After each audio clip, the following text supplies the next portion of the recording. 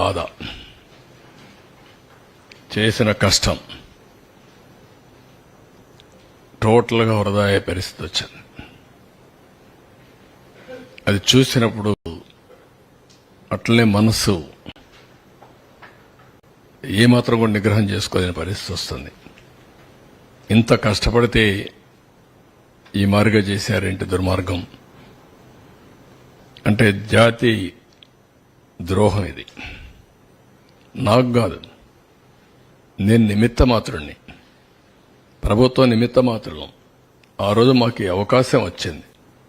వచ్చిన అవకాశాన్ని సద్వినియోగం చేసి తద్వారా మళ్లీ ప్రజలు నిలదొక్కోవాలి, రాష్ట్రం నిలబడాలి అనే ఉద్దేశంతో ముందుకు పోయాం. 10 ఏళ్లు రాజధాని లేదు.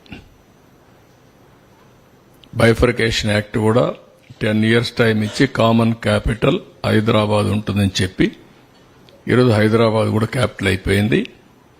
మనకు రాజధాని లేని పరిస్థితి వచ్చింది. ఇన్వెస్టర్స్ ప్రపంచం అంతా నమ్మకాన్ని కోల్పోయారు. మేము కష్టపడచ్చు, కానీ పెట్టుబడి పెట్టడానికి సహకరించడానికి వచ్చే వ్యక్తులు రారు. ఇప్పుడు సింగపూర్ గవర్నమెంట్ వాళ్ళతో మాట్లాడాలి, వస్తారా రారా? అంత ఈజీగా రారు. వాళ్ళ అనుభవం వాళ్ళకుంది. మన కోసం వాళ్ళు డబ్బులు పోగొట్టాల్సిన పని లేదు. ఇలాంటి రాష్ట్రాలు, ఇలాంటి దేశాలు కొన్ని వందలు ఉన్నాయి వాళ్లకు. ఆ దేశాల్లో చేసుకోగలుగుతారు ఏదైనా హెల్ప్ చేయాలన్నా. మనకే చేయాల్సిన అవసరం లేదు. రెండోది, పెట్టుబడులు పెట్టే వాళ్ళందరికీ ఈ రోజు బాగానే ఉంది, మళ్ళా ఈ భూతం ఇక్కడ ఉంటుంది కదా, ఈ దుర్మార్గుడు ఉంటాడు కదా, ఉన్నప్పుడు రేపు కథ ఏంటి, మేమెందుకు రిస్క్ చేయాలి మీ రాష్ట్రానికి అనే ఆలోచన ఉంటుంది. ఒక బ్రాండ్ ఇమేజ్ మొత్తం సఫర్ అయిపోయింది. ఎవరిని అడిగినా ఇంకా కూడా ఆలోచిస్తాం, చేస్తాం, అన్ని బాగానే ఉన్నాయి, మీ ట్రాక్ రికార్డు బాగుంది, మీ రాష్ట్రంలో మళ్ళా నమ్మకం ఏంటి మాకు, మీరు ఎట్లా అష్యూరెన్స్ ఇవ్వగలుగుతారు అని అడిగే పరిస్థితి వచ్చింది. This is the case study. ఒక వ్యక్తి అధికారాన్ని తీసుకుని భావితరాల భవిష్యత్తు నాశనం చేశాడు. ఒక శాపంగా మారాడు. ఏ పాపం చేశారండి ఈ రాష్ట్రంలో ఉండే ప్రజలు? రాజధాని లేదు అని చెప్పుకొని పాపం ఏం చేశారు వీళ్ళు? ఇక్కడుండే వాళ్ళు ఓకే, అవకాశాల కోసం బయట పోతే పర్లేదు, కానీ ఇక్కడ అవకాశాలు లేక బయట పోవాల్సిన కర్మ ఏం పట్టింది? తెలివితేటలు లేవా? ఇక్కడ వనరులు లేవా?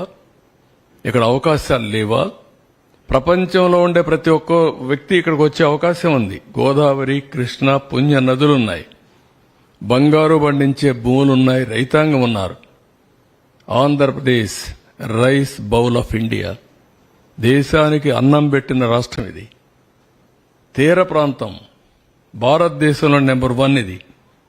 1000 కిలోమీటర్లు ఈస్ట్ కోస్ట్ లో సన్ రైజ్ స్టేట్ ఇది.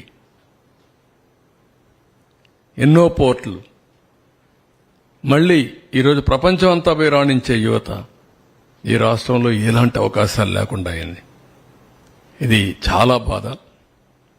ఇంట్రాస్పెక్ట్ చేసుకోవాలి. ఇలాంటి వ్యక్తులు ఇలాంటి ప్లేస్ని రాజకీయాల్లో ఉండడానికి అర్హత ఉందా అనేది ప్రజలు ఆలోచించాలి. ఈ ఆవేశంగా నేను మాట్లాడడం కాదు, ఏదో మమ్మల్ని ఇబ్బంది పెట్టారని నేను ఆలోచించడం కాదు. కానీ 5 కోట్ల ప్రజల భవిష్యత్తు కోసం పదే చెప్తున్నా,